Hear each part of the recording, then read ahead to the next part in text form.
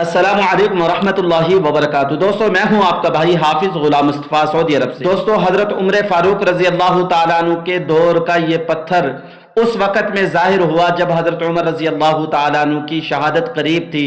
آپ لوگ جانتے ہیں یکم محرم الحرام کو حضرت عمر رضی اللہ تعالیٰ عنہ کی شہادت ہوئی۔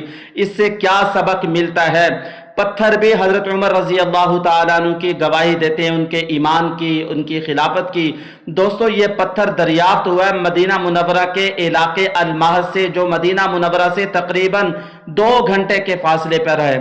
ماہرین آثار قدیمہ نے اس کو دریافت کیا اور اس پتھر پہ کیا لکھا ہوا ہے آپ لوگ دیکھ سکتے ہیں۔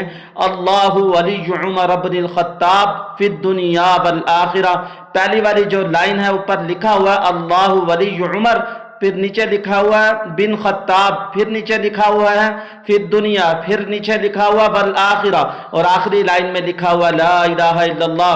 عمر بن خطاب کے دنیا آخرت کے سارے کاموں کو بنانے والا وہ اللہ ہے۔ میں گواہی دیتا ہوں اللہ کے سوا کوئی معبود نہیں۔